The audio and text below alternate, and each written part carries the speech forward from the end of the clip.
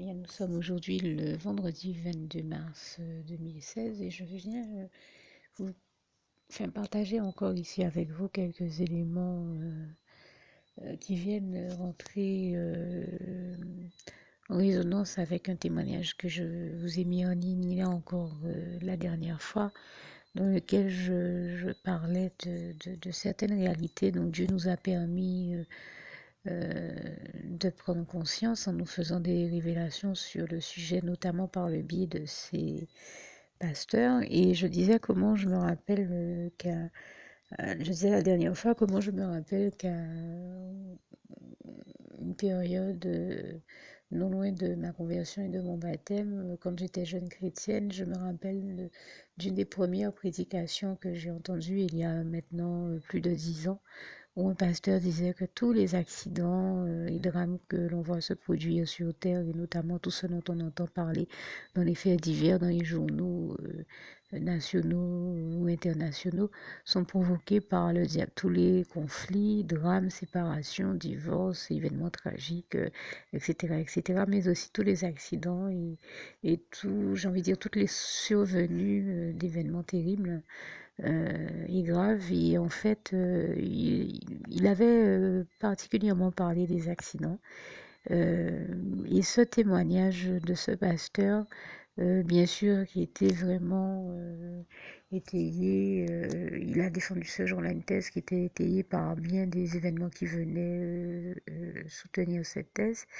Et Dieu, qui est celui qui nous amène toujours à prendre conscience de toutes les choses dont nous avons besoin de prendre conscience, et je lui rends grâce et gloire, puisqu'il est notamment écrit, il le fait notamment par le biais de son Fils, son merveilleux Fils, notre Seigneur Jésus et Sauveur, euh, qui est celui qui justement, non seulement Jésus est la vérité, comme il est écrit en Jean 14, verset 6, Jésus-Christ est le chemin, la vérité et la vie, mais il est aussi celui qui nous libère, nous délivre de tout ce dont nous avons besoin de l'être, notamment en nous révélant la vérité, puisque c'est lui qui est la vérité.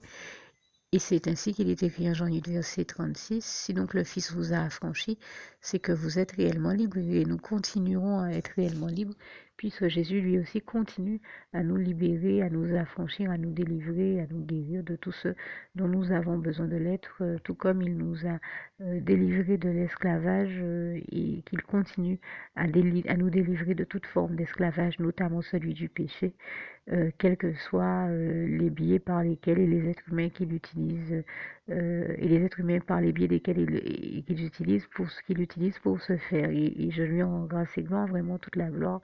On revient à Dieu, à Jésus, à son Saint-Esprit, qui fait toujours tout pour nous libérer, nous délivrer, nous sauver, nous affranchir, nous guérir, nous bénir de tout ce dont nous avons besoin de l'être et de tout ce qui nous fait souffrir, et pour nous sauver, nous libérer, nous délivrer de toute détresse aussi.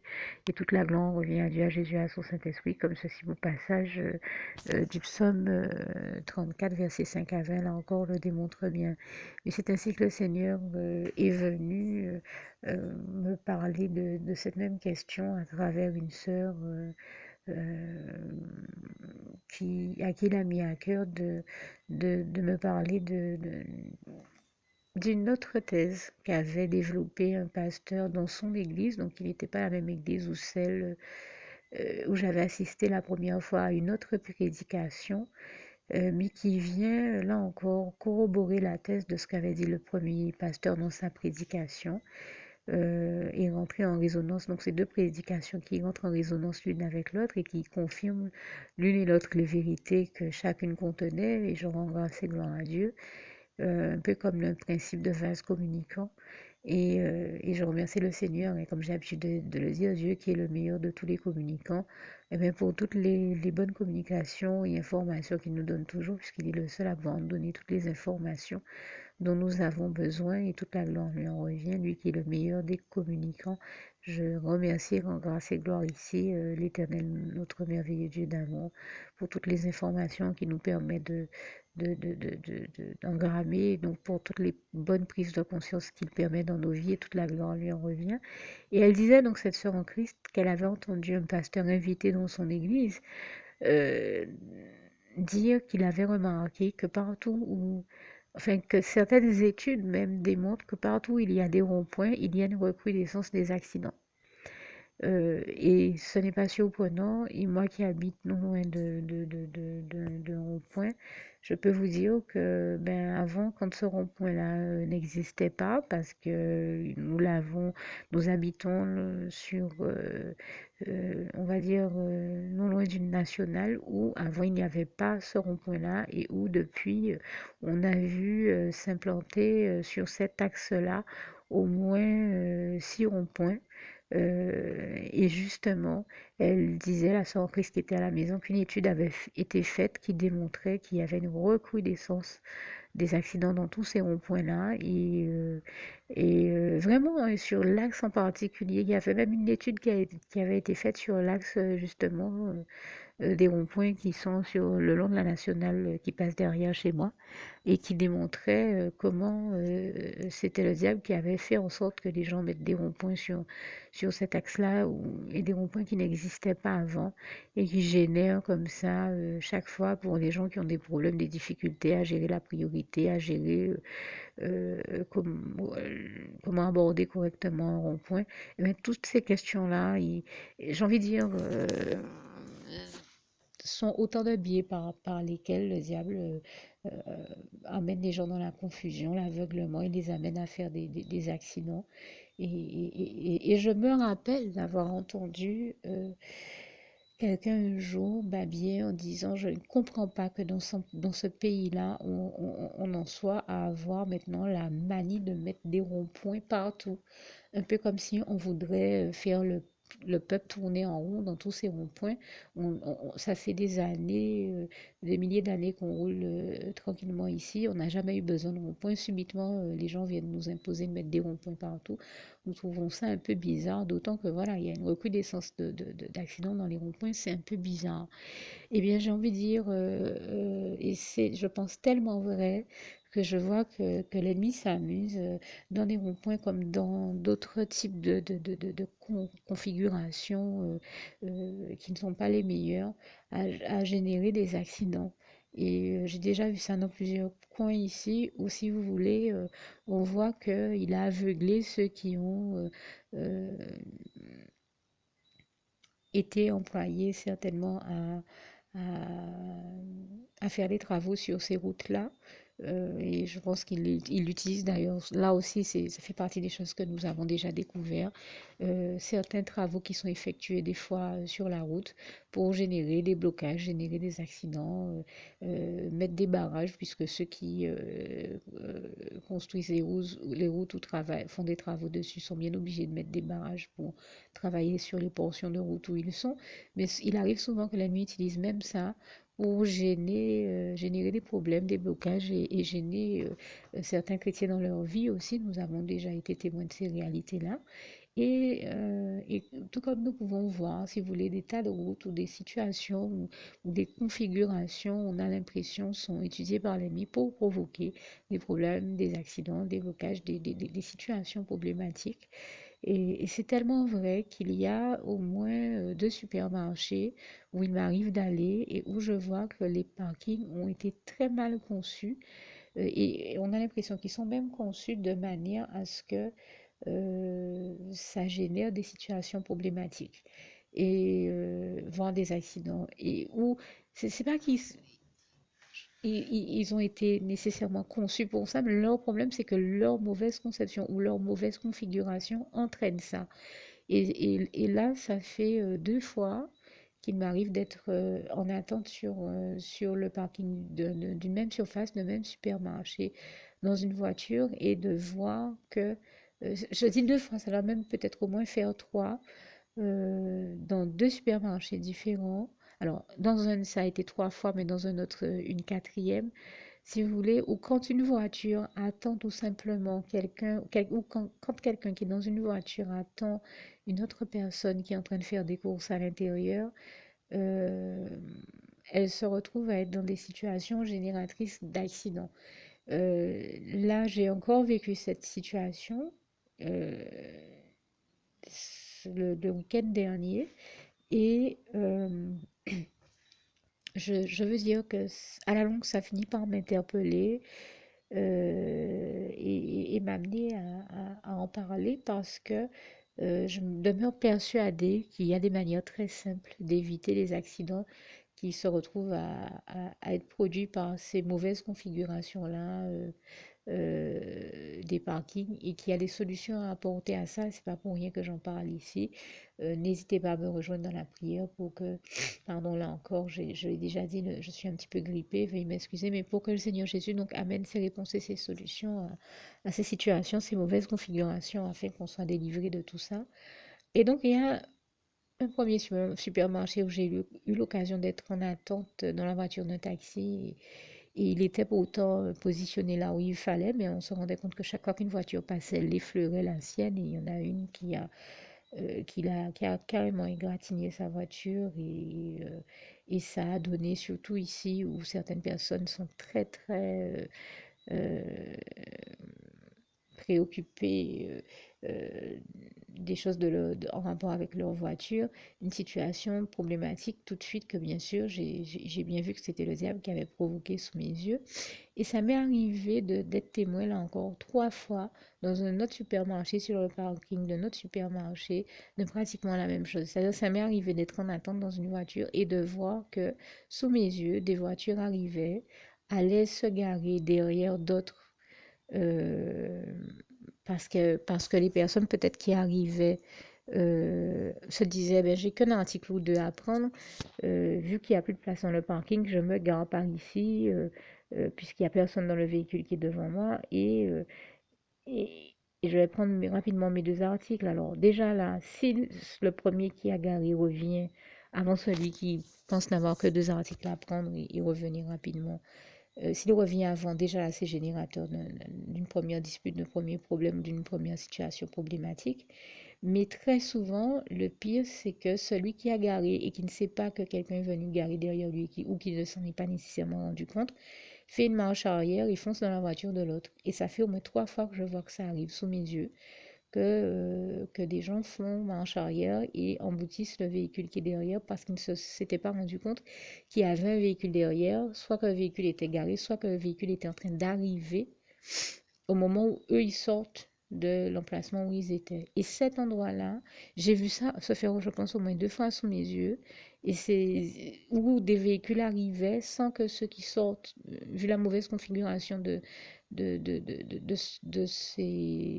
de ces, ces endroits-là, euh, ils dégarent leur voiture, ils font marche arrière sans se rendre compte qu'il y a des véhicules qui sont en train d'arriver. Et c'est chaque fois l'accident qui se produit parce que je pense que c'est la mauvaise configuration de ce parking qui donne ce résultat-là. Et c'est vraiment des parkings où des voitures sont garées et où d'autres viennent se garer juste par derrière parce que c'est la seule possibilité dans ce parking-là. Et chaque fois, ça génère des accidents. J'ai déjà vu ça au moins 2 ou 3 fois, comme je le dis, sous mes yeux. Je me suis déjà retrouvée dans des situations où j'étais en attente dans des voitures et je voyais ça se passer sous mes yeux. Mais là, cette fois-ci, ce week-end, ça a été, j'étais assise dans la voiture aux côtés d'une sœur en Christ qui, elle, a été celle qui m'a attendue cette fois-ci. D'habitude, c'est moi qui attends dans la voiture, mais là, celle qui m'a attendue, j'avais juste 2, 3 articles à prendre.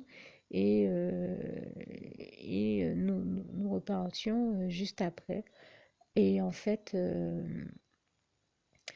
en faisant marche arrière, comme toutes les personnes à qui j'ai vu que c'est arrivé avant, elle ne s'est pas rendue compte qu'une autre voiture arrivait et se garait derrière son véhicule. Donc, heureusement, par bonheur, il n'y a pas vraiment eu d'accident. Ça a juste été un effleurement de la voiture de derrière. Donc, une éraflure, rien de très très grave. Mais tout de suite, elle comme moi, on s'est rendu compte que l'ennemi avait pris le contrôle de la personne qui était au volant et essayait de tout faire puisque le Seigneur Jésus venait de sauver plusieurs âmes à l'intérieur de ce supermarché, et je lui en rends grâce et gloire. Nous venions de le voir, de contempler la gloire de Dieu, et comme j'aime à le dire, la splendeur glorieuse de l'Éternel, du règne de l'Éternel, notre merveilleux Dieu d'amour, comme le psaume 145, verset 8 à 21 le démontre là encore très bien. Eh bien, vous savez, il fallait que l'ennemi se fasse remarquer, qu'il fasse quelque chose pour qu'on le voit là encore. Eh bien, nous l'avons littéralement vu prendre le contrôle de cette personne dont la voiture a été raflée pour faire tout un scandale, un pataquès, un cinéma, enfin un truc pas possible, juste pour une éraflure. Alors bien sûr, après, je me mets à la place de cette personne et je dis pas que c'était évident forcément pour elle de vivre cette situation-là. Personne n'aime ça et personne ne le prend jamais sereinement. De voir sa voiture être éraflée par quelqu'un d'autre. Je ne vais pas raconter que c'est agréable, forcément, on comprend que ça l'aurait toujours énervé, mais l'ennemi met ces personnes-là, des fois, dans un état où elles crient, voilà. Je veux dire, on comprend que ça génère du mécontentement, que la personne est forcément énervée, mais au degré où on a vu la personne s'énerver, j'ai dit à la sœur en Christ avec qui j'étais, j'ai tellement vu l'ennemi prendre le contrôle de cette personne pour essayer de faire une esclandre et un scandale pas possible, que tout de suite le Seigneur m'a mis à cœur et je lui rends grâce et gloire, vraiment toute la gloire lui en revient, de le prier pour faire en sorte qu'il n'y ait aucun échauffouré, qu'il n'y ait pas de dégradation de la situation. Et que tout le monde reste dans un comportement qui soit le meilleur en toute bonne intelligence et, et de le prier pour qu'il prenne le contrôle de cette femme et qu'il lui envoie cette lumière, son esprit de lucidité et de discernement, afin qu'elle se rende compte qu'en fait, c'est vrai que les raflures étaient très légères, suffisamment discrètes pour que, bon, ce soit même pas problématique, et qu'il était hors de question que ça donne naissance à un conflit et à une situation qui dégénère avec constat, etc., etc. Donc le Seigneur m'a mis à cœur de prier pour ça. Tout de suite, je l'ai appelé, je lui ai demandé de nous accorder la grâce de son secours, d'aide d'urgence, une prompte délivrance. Et je me suis mise à prier pour ma sœur en Christ. Et toute la gloire revient à Dieu qui m'en a donné la force et l'inspiration et la bonne inspiration, puisque je rends grâce et gloire à Dieu.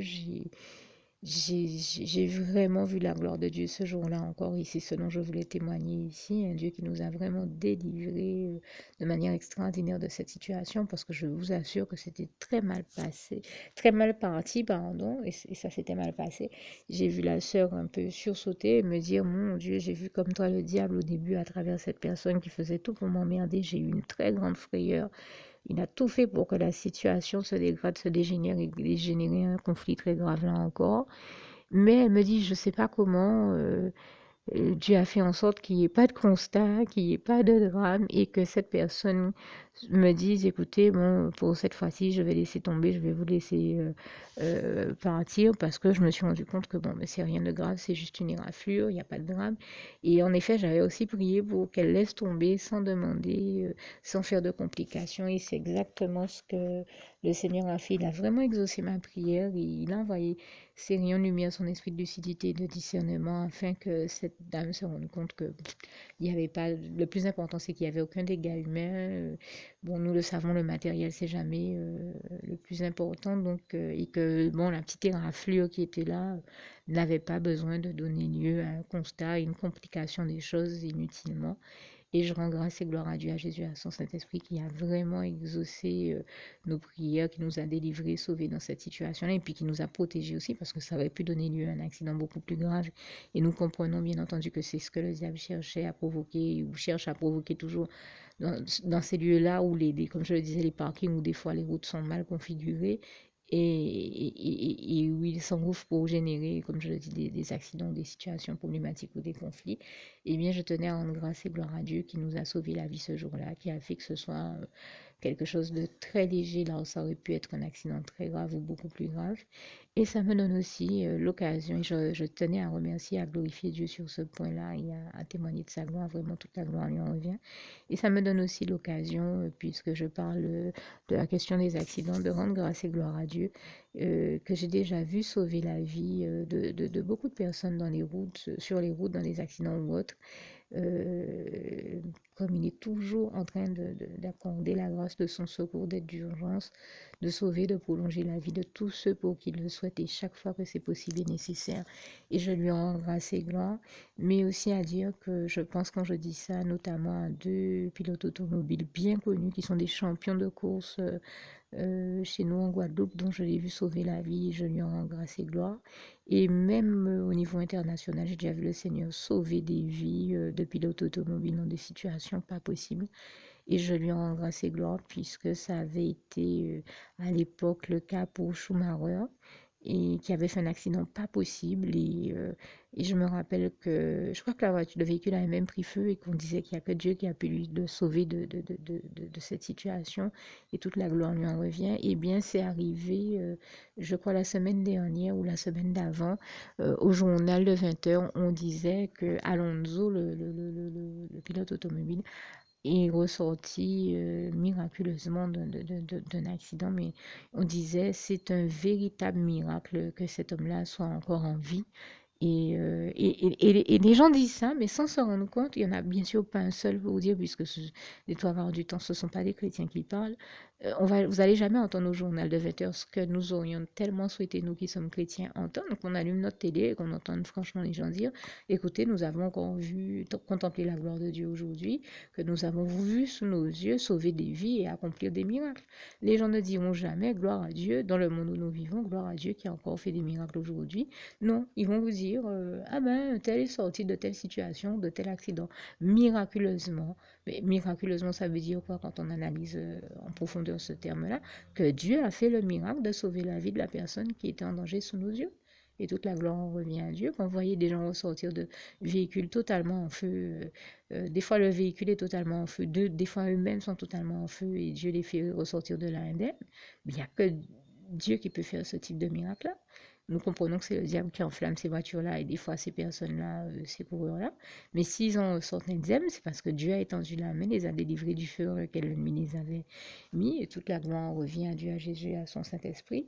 Et donc il l'a fait pour des coureurs automobiles ici. Et je lui rends grâce et gloire ici encore pour toutes les merveilles, miracles que j'ai déjà vu accomplir ici en Guadeloupe, dans ma vie, dans nos vies, dans la vie de coureurs automobiles et de bien d'autres personnes, comme en France et bien d'autres endroits ailleurs sur Terre, comme les trois quarts des journaux de 20 heures vous relatent comme ça des tas de situations où les gens en ressortent indemnes miraculeusement, mais devraient en réalité vous dire gloire à Dieu qui a fait ces miracles-là. Bien sûr, bien entendu, nous vivons dans une société qui ne va jamais reconnaître ouvertement, vous savez, ce qu'est le monde. Hein. Le monde ne va jamais reconnaître ouvertement la gloire de Dieu et les miracles que Dieu fait encore de nos jours. Au contraire, on fait tout et le diable fait tout pour nous faire croire que les miracles, c'est fini. Au point qu'on entend dire des fois aux gens, vous croyez encore aux miracles? Eh bien oui, Dieu continue à faire encore des miracles. Les gens vous disent, mais comment telle chose va se produire? Est-ce que vous croyez que c'est par l'opération du Saint-Esprit? Oui, nous croyons que c'est par l'opération du Saint-Esprit. Comme me disait un jour un frère en Christ, quand le diable vous pose ces questions-là à travers certaines personnes, il ne faut pas hésiter à lui dire que oui, nous croyons aux miracles parce que nous voyons Dieu continuer à faire des miracles les plus extraordinaires encore maintenant en 2016. Et que oui, nous croyons aussi que c'est bel et bien par l'opération du Saint-Esprit que toutes les belles et bonnes choses et les merveilleuses choses qui existent sont faites, puisque c'est Dieu, par la voix de son Saint-Esprit, qui les inspire, et toute la gloire revient à Dieu qui les amène aussi à l'existence. Et je voudrais aussi souligner quelque chose et dire que j'ai parlé tout à l'heure de pilote automobile, mais nous avons déjà vu que ce soit dans le secteur de l'automobile, dans plein d'autres domaines et dans plein d'autres secteurs d'activité, Dieu sauver des vies miraculeusement, faire des miracles les plus extraordinaires que possible et imaginables qui dépassent même l'entendement humain. Non seulement nos attentes, nos aspirations et nos espérances, mais même l'entendement humain. Nous avons déjà vu Dieu sauver des vies de diverses manières les plus extraordinaires que ce soit. Et je pense aussi à bon nombre de personnes dans le milieu du football qu'on a vu se convertir il n'y a pas longtemps, comme on a vu des acteurs aussi se convertir. Je pense à je crois à Djibril Cissé, je pense à d'autres footballeurs qui se sont convertis, qui ont accepté le Seigneur et qui se sont même baptisés, qui en parlent très ouvertement. Je pense que ça existe dans le milieu automobile, dans le milieu médical et même des nombreux acteurs qui témoignent de leur foi, tels que celui qu'on appelait avant Rocky Balboa, qu'on a vu dans bien des films Rambo et consorts, qui ne cache pas sa foi en Jésus-Christ et qui s'est converti et en a témoigné très ouvertement. Et nous avons été, nous chrétiens, dans un très grand bonheur de savoir qu'il avait rejoint la famille des enfants de Dieu. Et toute la gloire en revient à Dieu, à Jésus et à son Saint-Esprit. Et nous avons vu ça dans plein de domaines, dans plein de secteurs, des vies que Dieu a sauvées de manière extraordinaire, miraculeuse et glorieuse, et nous lui en rendons grâce et gloire ici. Et je veux, et je crois que je vais terminer par là, parler encore d'un des miracles. Voilà encore une des manières dont j'ai vu Dieu sauver des vies de manière extraordinaire. Et mais il y a plein de témoignages sur Facebook, notamment, qui viennent soutenir et corroborer tous ces éléments-là et qui les démontrent bien. Je crois que ça passe en direct tous les jours, hein, qu'il y a plein de miracles et qu'il est démontré en quelque part, non seulement sur Facebook, mais sur plein d'autres réseaux sociaux et médias, que Dieu continue à faire des miracles aujourd'hui. On continue à voir la gloire de Dieu. Moi, je sais avoir affiché sur ma page euh, au moins un document qui montrait un chien qui était en train de traverser la rue avec un bébé dans la gueule. Et bien, pourquoi? Parce que Dieu avait pris le contrôle de ce chien pour qu'il aille ramasser ce bébé qui avait été jeté aux ordures dans un sachet ou je sais plus trop quoi. Et on voit le chien attraper le bébé et on voit même le cordon ombilical de l'enfant qui porte. Et le chien est en train de traverser la rue pour aller remettre le bébé à quelqu'un afin que ce bébé-là soit sauvé. Mais quand ça arrive, c'est Dieu qui est en train de faire le miracle de sauver la vie de ce bébé-là et de prendre le contrôle du chien à qui il met à cœur de prendre un bébé, de le garder dans sa gueule, mais sans le mordre, sans le déchiqueter, sans lui faire mal, sans l'abîmer, et d'aller le déposer près d'un être humain pour que cet être humain-là se rende compte que Dieu attend de lui qu'il sauve la vie de ce bébé, enfin qu'il sauve. C'est Dieu qui l'a déjà sauvé la vie, donc toute la gloire revient à Dieu, mais en tout cas qu'il s'en occupe, qu'il s'occupe de ce bébé-là et qu'il ne le laisse pas n'importe comment dans la rue. Bien entendu, si un jour ce genre de choses vous arrive, n'oubliez pas de vous occuper de ce bébé de la part du Seigneur, tout comme le Seigneur avait inspiré qu'on s'occupe de Moïse à l'époque en Égypte. Et je veux dire, bien entendu, nous savons que si Dieu nous permet de vivre ces situations-là, il nous revient aussi de faire la part qui nous incombe quand Dieu a déjà fait son miracle pour faire, pour, pour faire de notre mieux, mettre notre main dans la main de Dieu afin de donner du bonheur aux autres de sa part. Mais encore une fois, toute la gloire revient à Dieu, à Jésus, à son Saint-Esprit qui continue non seulement à faire des miracles aussi extraordinaires, et puis à nous inspirer de faire tout ce qu'il est en notre possible pour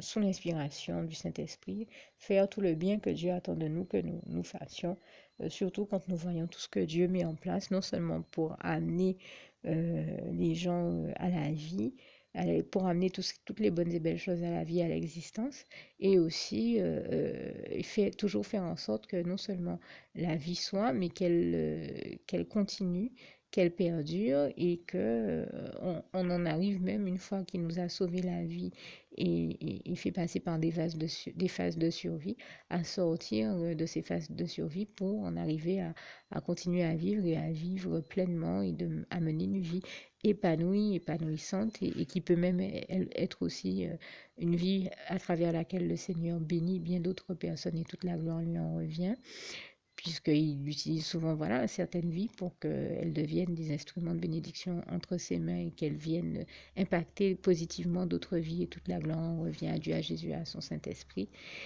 qui, nous le constatons, fait tout pour que le maximum de vies soient sauvées, que le maximum de personnes aillent au paradis. Je tenais ici à en remercier, à en glorifier l'Éternel, notre merveilleux Dieu d'amour.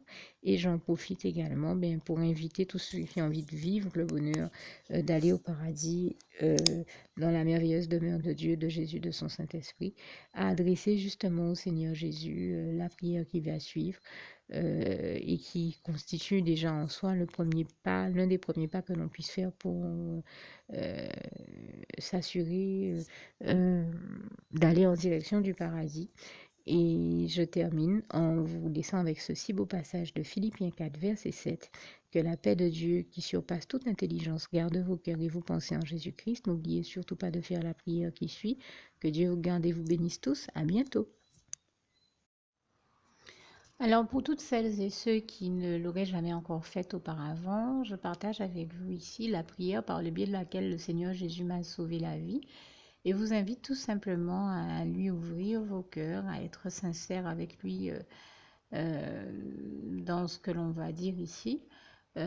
puisque si Dieu me met à cœur de partager avec vous cette prière, tout comme il le fait toujours avec chacun de nous, c'est tout simplement parce que Dieu nous a sauvé la vie, m'a sauvé la vie et nous a sauvé la vie à tous, hein, tous ceux qui partageons avec les autres cette prière, et que nous l'avons vu nous faire tellement de bien, nous donner tellement d'amour, nous combler de bonheur dans les bras d'amour de Jésus, et bien que nous souhaitons au maximum de personnes d'aller aussi au paradis et de connaître le bonheur des bras d'amour de Jésus ainsi que d'être sauvés par lui.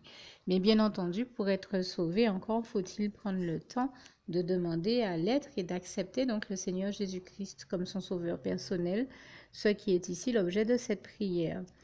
Alors, n'oubliez pas à cet effet qu'il est notamment écrit en Acte 4, verset 12, que Dieu, dans sa grande sagesse, dans sa sagesse infinie, a choisi le Seigneur Jésus-Christ, qu'il l'a mandaté, qu'il a délégué pour être le seul sauveur de toute l'humanité et qu'il n'y a aucun autre nom que celui du Seigneur Jésus-Christ qui nous ait été donné, qui ait été donné à toute l'humanité pour être sauvé. Voilà pourquoi nous avons la certitude qu'en acceptant le Seigneur Jésus comme notre sauveur personnel, nous faisons définitivement le bon choix, d'autant qu'il est également écrit en Jean 14, verset 6, Jésus-Christ est le chemin, la vérité et la vie. Nul ne va au Père Dieu sans passer par le Fils Jésus-Christ. Voilà pourquoi nous devons donc adresser au Seigneur Jésus la prière qui suit.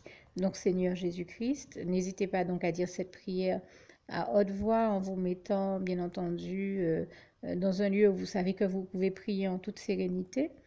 Donc Seigneur Jésus-Christ, je t'accepte aujourd'hui comme mon sauveur personnel, moi un tel, vous dites votre nom et votre prénom. Et je te demande aussi, Seigneur, vraiment de continuer à veiller sur moi et sur ma vie. Je remets d'ailleurs toute ma vie entre tes mains, éternel mon Dieu, Jésus d'amour, Saint-Esprit, puisque tu en es le Créateur. Je remets cette vie entre tes mains, je te la donne puisqu'elle t'appartient, puisque tu l'as créée. Et je te demande de me conduire à toutes les victoires et réussites que tu as prévues pour ma vie. Tout comme je te demande aussi pardon, éternel mon Dieu, Jésus d'amour, Saint-Esprit, pour tous les péchés que j'ai commis tout au long de ma vie, dès le début jusqu'à la date d'aujourd'hui incluse. Pardon aussi, Seigneur Jésus, pour toutes les fois où j'ai fait mal à ton cœur. Et surtout, merci, Seigneur Jésus, quand le bon moment sera venu pour ça, de revenir me chercher pour m'amener avec toi dans tes bras d'amour au paradis où je veux demeurer et continuer à te servir et à t'appartenir pour l'éternité en éternité. Et c'est au nom puissant du Seigneur Jésus-Christ que j'ai fait cette prière. Soyez bénis, vous tous qui avez fait cette prière, que Dieu vous garde et vous bénisse tous. Et surtout, n'oubliez pas de partager cette prière avec le maximum de personnes autour de vous, tous vos contacts, famille, amis et bien-aimés, et que Dieu vous en bénisse. À bientôt.